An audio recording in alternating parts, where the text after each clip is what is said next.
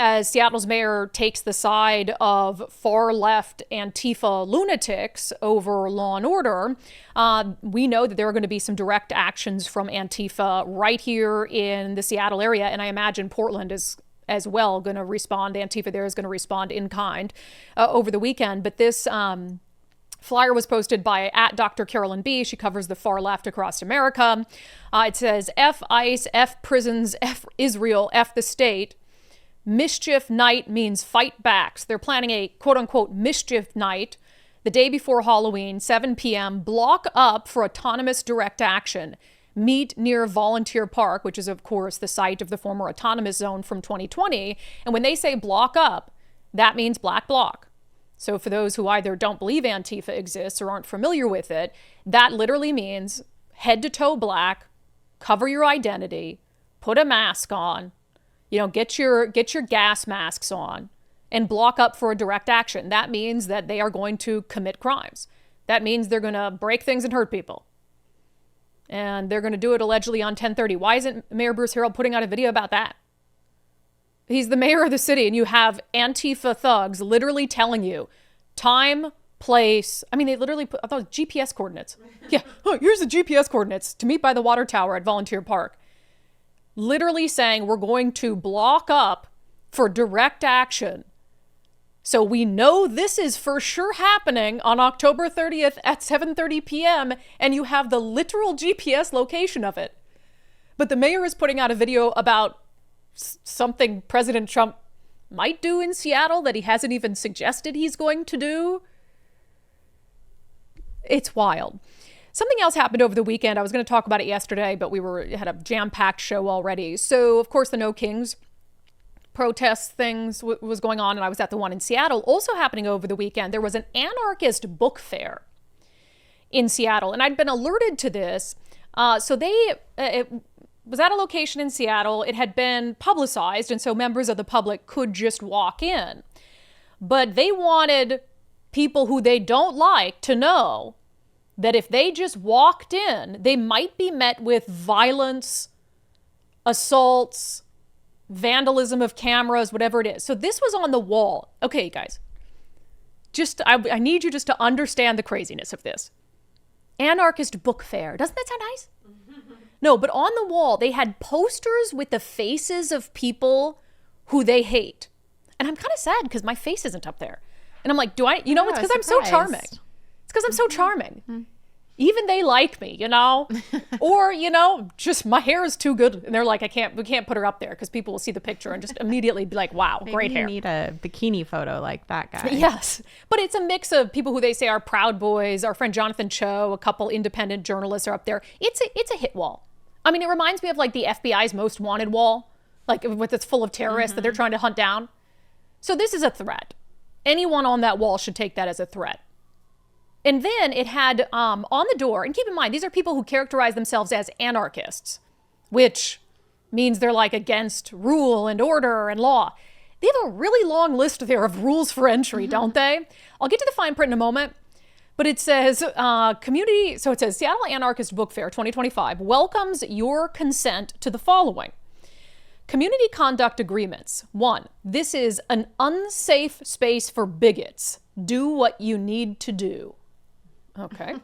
2, but no punching inside the Vera Project, which is the nonprofit that hosted them in this space. Washington is a mutual combat state. The Vera Project ends at the doors. So basically saying, if you see a bigot, do what you need to do, but take it outside, okay? No video, photography, or auditory recording without consent. Wear a mask. Masks are provided for free at the front welcome desk.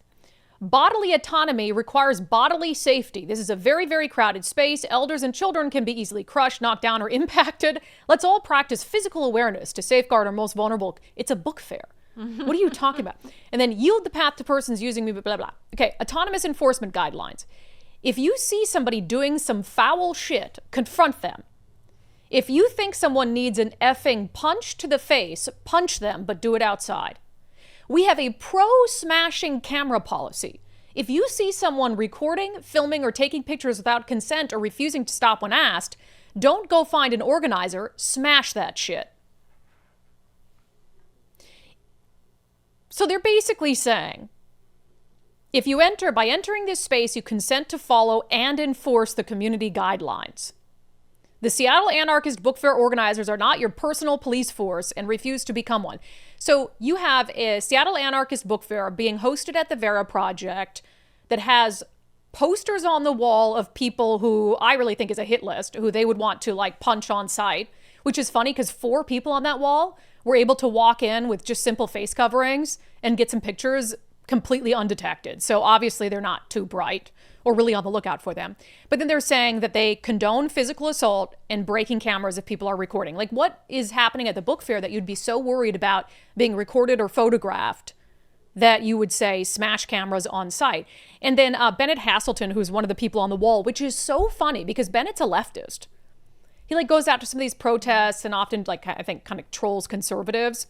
But he also has called out Antifa for its clear violent tendencies. They put him up on this wall and called him a fascist, which is hilarious. And it just shows how loosely they use the phrase fascist. So he zoomed in on the fine print. By entering this space, you agree to the terms and conditions above, including, should you choose to engage in bigoted behavior, hate speech, or other associated activity, your implicit consent to engage in mutual combat at the time of that activity with any and all other persons present, and absolve the Seattle Anarchist Book Fair, the Vera Project, and other persons attending this event from liability or loss arising from said activity. So they're claiming that if you enter and you anger someone because, I don't know, maybe you're a face on that wall, then they have a right to beat you down and you can't sue them over it. Just wild.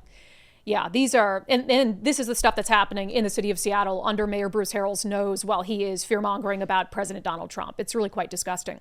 So on that note, if you watch Sundays with Subscribers this week, our exclusive in-depth interview show on Sundays for subscribers, we had on Andy Ngo, who really is the godfather of covering Antifa. He quite literally wrote the book on it. His book, Unmasked, Inside Antifa's Radical Plan to Destroy Democracy. Andy lived in Portland. He was twice assaulted, almost killed by Antifa, ended up having to move out of the country to escape the threats against his life. He was on the Antifa roundtable panel with me at the White House. And this Antifa tactic of breaking cameras and stopping people from documenting their criminal conduct is something that came up on the Sunday show with Andy. And the fact that it isn't just, you know, people like me or Andy Ngo or Jonathan Cho or Katie Davis Cord who are targeted and assaulted and have these people attempt to stop our ability to record. It is even mainstream journalists who for some reason continue to downplay it.